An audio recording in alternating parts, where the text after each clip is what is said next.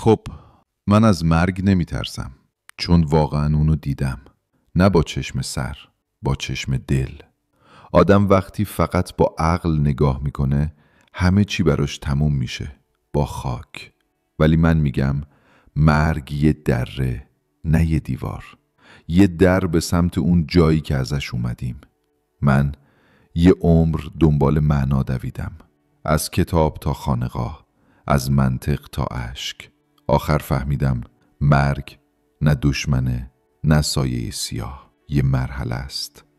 مثل اینکه یه پوست قدیمی رو بندازی دور تا روحت نفس بکشه.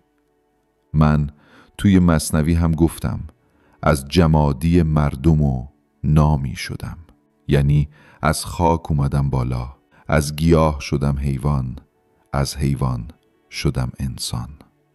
خب بعدش چی؟ بعدش باید یه مرحله دیگه برم. مرگ همون پله است، همون گذرگاهه. تو وقتی بچه بودی از رحم مادر بیرون اومدی، فکر کردی دنیا تموم شد، ولی اون لحظه تازه شروع بود. مرگ هم همینه، یه تولد دوباره است، فقط ترسناکتر، چون نمیفهمیش.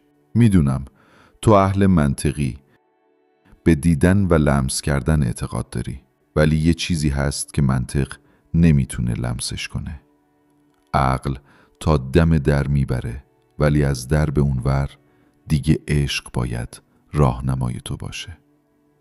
عقل دنبال اثباته، عشق دنبال تجربه است.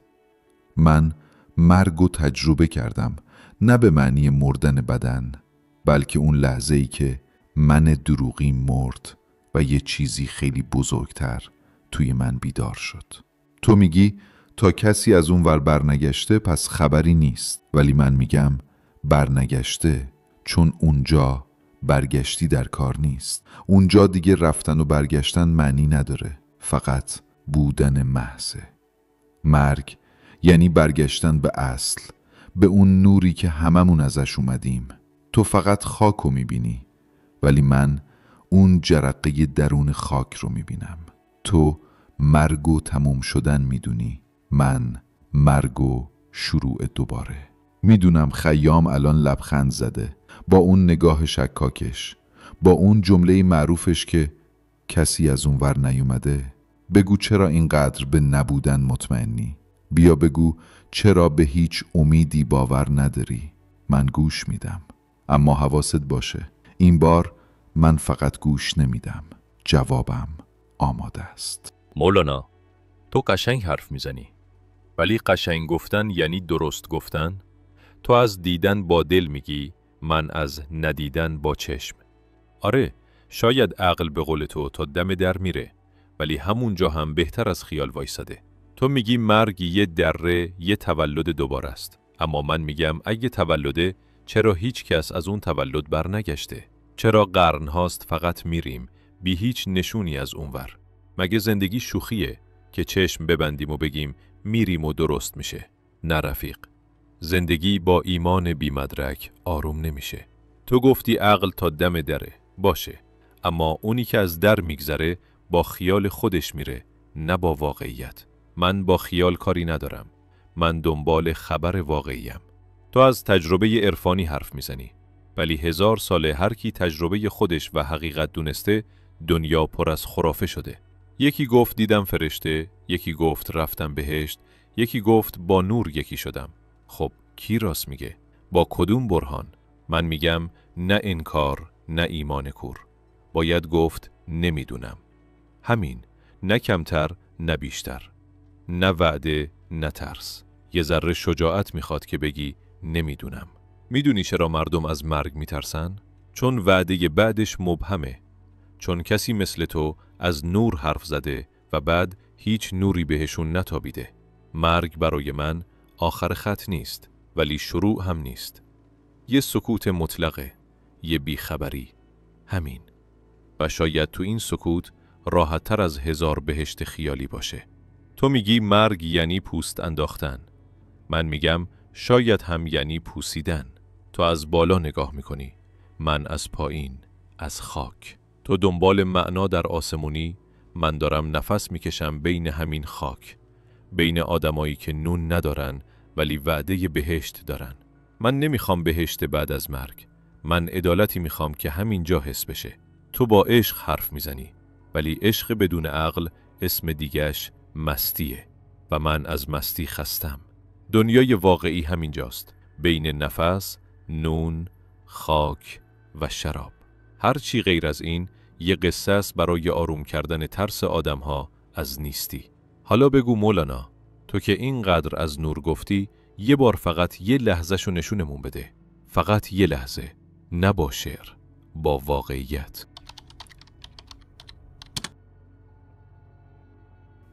تو با خاک بحث میکنی و انتظار داری آسمون جواب بده؟ با چشم خاک نگاه میکنی بعد میگی چرا نور نمیبینم؟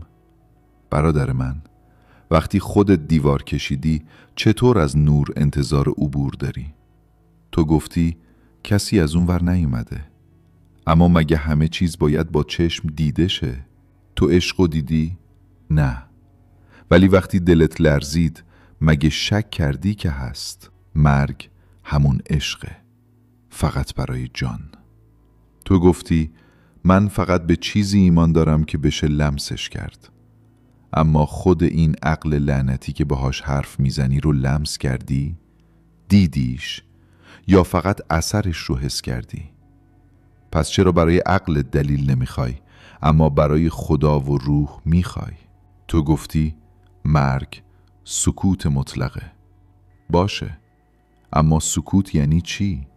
یعنی نبود صدا یا گوش نشنوا؟ تو گوش رو بستی و تقصیر رو گردن نبود گذاشتی. این انصافه؟ میگی نمیدونم، اما پشت این کلمه قایم شدی. نمیخوای بدونی چون فهمیدن یعنی سوختن و تو از سوختن میترسی. من هم شک کردم عمر. منم یه روز عقل پرست بودم، اما وقتی عشق اومد فهمیدم عقل سقف داره و خدا اونور سقفه. تو به من میگی خیال پرداز. باشه، ولی خیال من دنیا رو ساخت و شک تو فقط خرابش کرد. تو دنبال عدالتی توی زمینی که خودش بی عدالتی ساخته شده است. میخوای خدا رو با متر خاک اندازه بگیری؟ اینجا قانون اینه، میای، میسوزی، میری. ولی اونور قانونش عشقه، عشقی که از جنس بقاست، نه برد و باخت. تو از مردم فقیر گفتی، درست گفتی، اما بدون بی خدا بودن فقر بزرگتریه. اون فقیر نون نداره ولی امید داره. تو نون داری اما امیدت مرده. میدونی فرق من و تو چیه عمر؟ تو دنبال جواب مطمئنی، من دنبال تجربه واقعیم. تو دنبال سندی، من دنبال لمس حضورم. تو از مرگ میترسی چون بهش فکر میکنی، من عاشقشم چون باهاش رقصیدم. من نمیخوام قانعت کنم، چون حقیقت قانع کردنی نیست. فقط بدون وقتی مرگ بیاد سراغت نمیپرسه دلیل داری یا نه، میپرسه آماده ای یا نه. و اون وقت میفهمی نور از همون تاریکی شروع میشد که انکارش میکردی. مولانا، تو خیلی قشنگ حرف میزنی، ولی من یاد گرفتم قشنگ گفتن با درست گفتن فرق داره. تو از نور حرف میزنی، اما نوری که فقط خودت میبینی شبیه خوابیه که فقط برای صاحبش معنی داره. من به خوابت احترام میذارم، ولی تا وقتی بیدار نشی واقعیت عوض نمیشه. تو گفتی من از خاکم پس کورم. باشه، اما حداقل خاک واقعیه. تو از آسمون حرف میزنی که 1000 سال هیچ کس جز شاعرها ندیدنش. تو از عشق گفتی و وصال، ولی بگو چند تا گرسنه با عشق سیر شدن، چند تا بی خانمان با وصال نجات پیدا کردن. تو میگی من از سوختن میترسم، اما من 1000 بار سوختم، فقط فرقش اینه که دنبال دلیل آتیش بودم، نه اسم قشنگ براش. تو گفتی عقل سقف داره، درسته، ولی بدون همین عقل تو اصلا نمیتونستی بفهمی چی داری میگی. اگه عقل بد بود چطور باهاش حرف میزنی؟ چطور تمایز عشق و وهم رو میفهمی؟ عقل اون تنابیه که جلوی سقوط تو توی دره احساس رو میگیره. من توی این دنیا دنبال بهشت روی زمینم، نه بهشت وعده داده شده. اگه خدایی هست که عدالتش رو گذاشته برای بعد از مرگ، من باهاش کار ندارم. چون آدم واقعی عدالت رو همینجا میخواد، نه اونور مرز خیال. تو گفتی بی خدا بودن فقر بزرگتره، ولی من دیدم 1000 آدم با خدا ظلم کردن و 1000 بی خدا نونشونو نصف کردن. اگه خدا فقط مال مومنه، پس اون عدالت کجاست که ازش دم میزنی؟ میخوردن و شاد بودن آیین من است. فارغ بودن ز کفر و دین، دین من است. گفتا که بهشت یا دوزخ خواهی. گفتم که نگاه تو تعیین من است. من از ترس نیستی نمی نوشم. من می نوشم چون بودن کوتاهه. چون این نفس تنها چیزیه که مال منه. تو میگی مرگ آغازه، ولی من میگم زندگی همینه که داریم و حیف این لحظه رو قربونی یه بعد فرضی کنیم که هیچ کس تا حالا ندیدش. تو از منطق میخوای که به عشق ایمان بیاره، ولی من از عشق میخوام یه دلیل بیاره. تا وقتی نیاورد من این جام و زمین نمیذارم. تو دنبال نوری که هیچ کس ندید، من دنبال صداقتیم که همه میفهمنش. فرق ما همینه مولانا. تو دنبال ابدیتی که شاید فقط توی خیال زنده است. من دنبال لحظه‌ایم که همین حالا داره میسوزه. خیام، تو گفتی دنبال دلیل عشقی، ولی نمیفهمی خودت دلیلشی. ببین برادر، تو عقل رو علم کردی، اما عقل فقط چراغه، خود مسیر نیست. چراغ جلوی پاتو روشن میکنه، اما اگه نخوای راه بری، اون نور به چه درد میخوره؟ تو میگی چیزی رو باور میکنم که بشه دید، باشه، ولی بگو وقتی شب عاشق شدی، اون حسو دیدی، اندازه گرفتی، وزنش کردی؟ نه، فقط حسش کردی. با همه ی عقل و منطق دنیا هم نمیتونی توضیحش بدی، ولی میدونی واقعیه، چون توی سینت شعله است، نه فرمول. تو از عدالتی گفتی که فقط اینجا باید باشه، اما من دیدم دنیا هیچ وقت جای عدالت مطلق نبوده. درد بخشی از معناست. ما نیومدیم که راحت باشیم، اومدیم که تبدیل بشیم. مرگم یه بخش از همین تبدیله. اگه فقط بخوای بخوری و بخوابی و خوش بگذرمی، خب فرق تو با حیوان چیه؟ تو یه انسان خدایی هستی، ولی خودتو خلاصه کردی توی الان. میگی هیچ کس از اون ور نیومده؟ درست، چون وقتی رسید دیگه اون ور و این ور وجود نداره. اونجا خود معناست، نه مسیر. چیزی برای برگشت نیست، چون فاصله ای نمونده. منم یه روز مثل تو بودم، پر از شک، پر از خشم، ولی یه شب وقتی همه خواب بودن، یه نوری از درونم بلند شد. نه از آسمون، نه از بیرون، از خودم. اون لحظه فهمیدم مرگ ترسناک نیست. ترس از زنده نبودنه. تو از خاک حرف میزنی، اما من همون خاکم که فهمید آتیش درونش خاموش نمیشه. من اون دانم که قبرش رو اشتباه گرفتن، چون فکر میکردن زیر خاک میمیره، در حالی که اونجا ریشه زد تا سبز شه. خدا بیرون از ما نیست عمر، توی خودمونه. تو دنبال دیدن خدایی توی آسمونی که 1000 سال جواب نداده، اما نمیفهمی اون خدایی که دنبالش میگردی همین الان از تو داره سوال میپرسه. میگی بهشت و جهنم رو قبول نداری؟ باشه، منم دنبال وعده هاش نیستم، ولی یه چیزو میدونم، هر کی دروغ بگه دلش جهنم میشه، هر کی عاشق بشه دلش بهشته. بهشت و جهنم همینه، تو همین لحظه ها ساخته میشن، نه اونور مرگ. من نمیخوام باهات بجنگم، تو از عقل اومدی، من از عشق.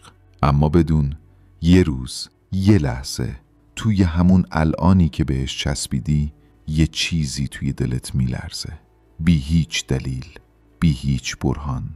اونجا بدون من ازت حرف زدم. اون لرزش خود خداست.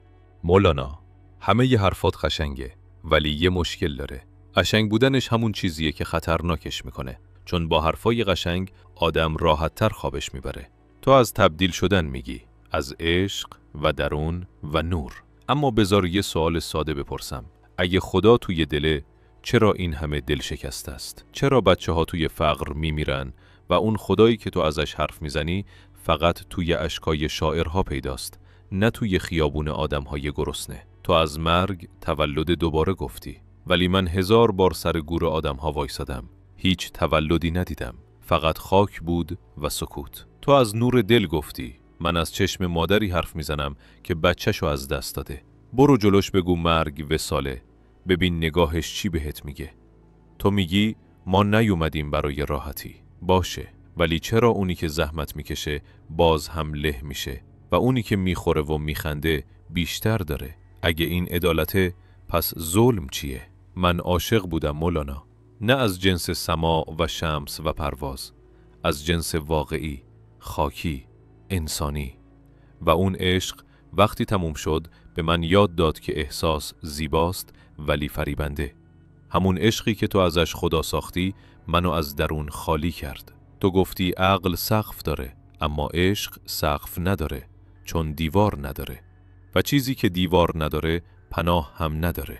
تو با عشق میسوزی، ولی نمیفهمی این سوختن همیشه مقدس نیست، گاهی فقط درد بی نتیجه است. میدونی مولانا، منم یه وقتایی دلم میخواست مثل تو باشم، یه چیزی رو اونقدر باور کنم که بترکم از یقین، ولی نمیتونم دروغ بگم به خودم.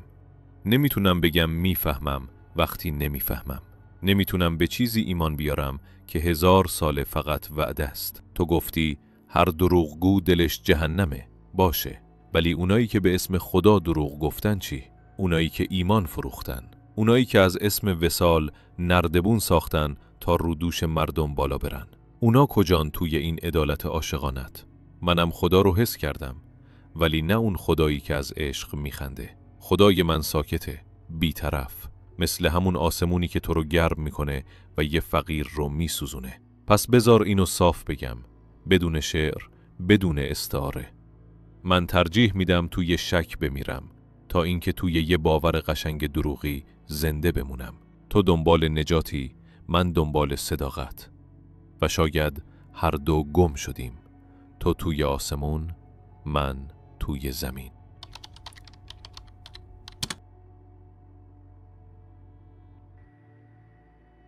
بس دیگه خیام، بس از این منطق سرد و این لبخند تلخ بیروح.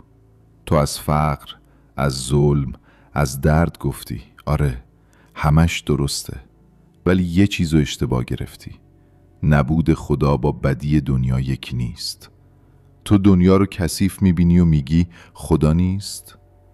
اگه عدالت رو پیدا نکردی یعنی عدالت وجود نداره؟ نه، یعنی هنوز خودت توی ظلمی. تو توی تاریکی خونه کردی، بعد میگی نور وجود نداره. خب معلومه نمیبینی، خودت کور کردی خودتو. تو از مادر داغ دیده گفتی. آره، اون درد واقعیه، ولی فقط اونایی که سوز رو میفهمن معنای وصال رو درک میکنن. تو فقط سوز دیدی، اما من سوختن رو زندگی کردم. من از وسط آتیش رد شدم، نه با شعر، با دل، با گوشت، با زخم. من به خاطر همین دردها به خدا رسیدم، نه با فرار ازش. تو فکر میکنی ایمان یعنی دروغ گفتن به خود؟ نه، ایمان یعنی با چشمای باز وسط شک ادامه دادن. تو شک کردی و همونجا نشستی، من شک کردم و ازش عبور کردم. میدونی فرد من و تو چیه؟ تو دنبال جواب آسونی، من دنبال معنا.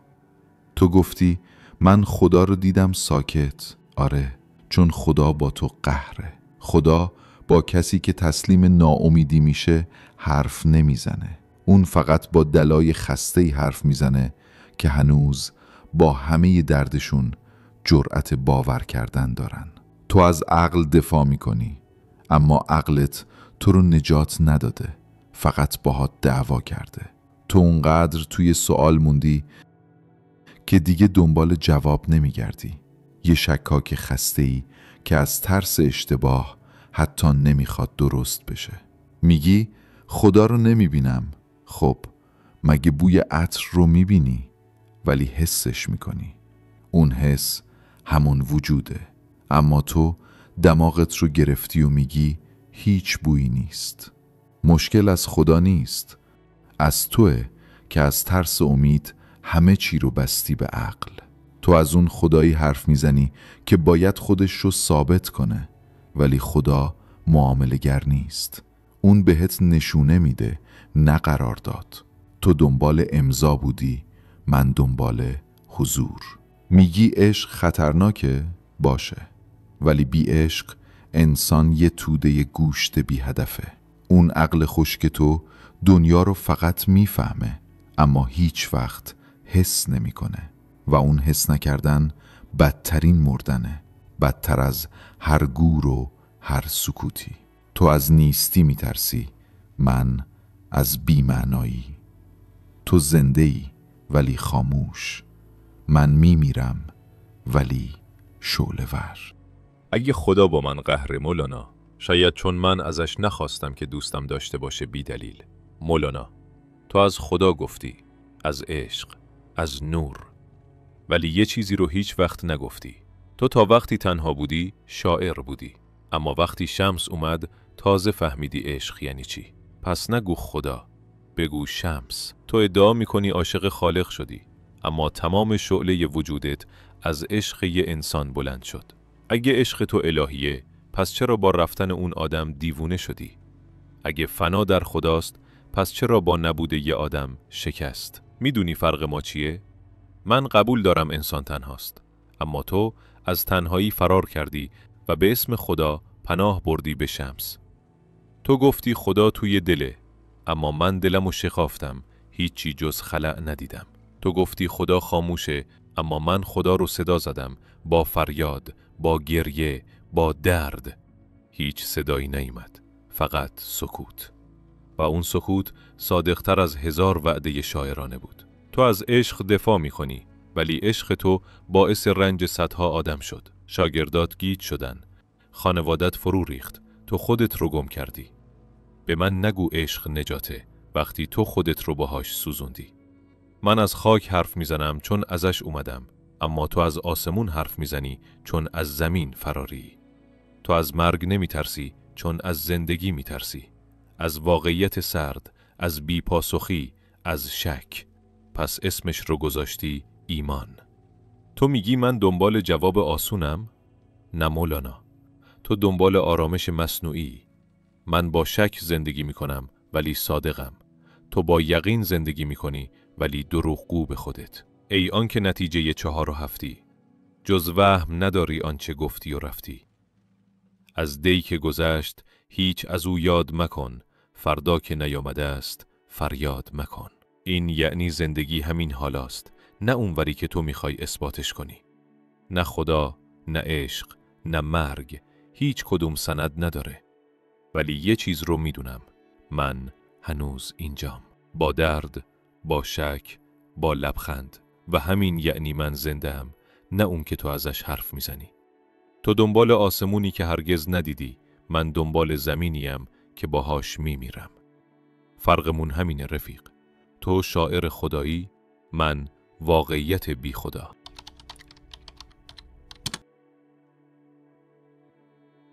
خیام، تو داری با زبون منطق از چیزی حرف میزنی که با منطق سنجیده نمیشه. میگی من از زمین فراریم؟ نه، من زمینم، من خاکم، من از همین جام. ولی تو ریشه هات رو بریدی و بعد میگی چرا سبز نمیشی؟ تو از تنهایی گفتی، منم تنها بودم، ولی فرقش اینه که من از اون تنهایی راه ساختم، تو ازش دیوار. میگی شمس فقط یه آدم بود؟ باشه، بگو آدم. ولی اگه یه آدم تونسته بود یه انسانو تا مرز بی خودی ببره، پس یا اون آدم خدا بوده یا خدا همین عشقه که من توش حل شدم. تو از من میخوای خدا رو با چوب منطق اندازه بگیرم؟ خدا ریاضی نیست. اون عدد نیست که جمع و تفریقش کنیم. اون درد، عشق، اشک، صدای بی صدا. اونی که تو انکارش میکنی همونیه که هر شب قبل از خوابت بهش فکر میکنی و میگی نکنه اشتباه کنم. تو از شکست من با عشق گفتی، ولی نمیفهمی همون شکست بیداری من بود. من توی اون شکست خدا رو لمس کردم، نه توی بهشت، نه توی کتاب، توی دل سوخته خودم. میگی من دروغ میگم به خودم؟ نه، من فقط اعتراف کردم به چیزی که تو ازش فرار کردی. اینکه انسان برای فقط زنده بودن ساخته نشده. ما برای جاودانه شدن اومدیم و جاودانگی از جنس خاک نیست. تو از مرگ میترسی چون باهاش آشتی نکردی. من باهاش رفیق شدم. مرگ برای من دشمن نیست، یه دره به سمت چیزی بزرگتره. تو تا آخر عمرت دور اون در میچرخی، اما من ازش رد شدم. خیام، تو با شک زنده ای، ولی شک مقصد نیست. یه توقفگاهه برای کسی که هنوز حرکت نکرده. من حرکت کردم. تو هنوز داری تردیدت رو مثل پرچم میچرخونی، ولی اون ور تردید نوره و تو هنوز جرأت نکردی چشمهات رو باز کنی. من از شمس خدا ساختم؟ شاید، ولی حداقل یه خدا دارم که ازش سوختم و فهمیدم. تو از زمین حرف میزنی، ولی زمین بدون آسمون فقط یه قبره. تو با عقل زندگی کردی، من با عشق مردم. و بهت بگم مرگ من از زندگی تو زنده تره. نه مولانا، هنوزم باور ندارم. تو از نوری میگی که هیچ کس جز خودت ندیده، از خدایی که همیشه سکوت کرده. من نمیتونم به چیزی تکیه کنم که حتی ردی ازش نیست. برای من مرگ یعنی خاموشی، یعنی خاک، یعنی تموم شدن درد و خیال. تو هر چی اسمش رو بذاری، من همون سکوت رو انتخاب میکنم. و من هیچ وقت قبول نمی کنم که آخر این راه فقط خاکه. اگه مرگ خاموشیه، پس این همه صدا از کجاست؟ این تپش، این اشک، این میل جاودان موندن از چی اومده؟ تو مردی در شک، من در عشق زندم. تو زمین رو میپرستی چون از آسمون بریدی و من آسمون رو میپرستم چون از خاک گذشتم.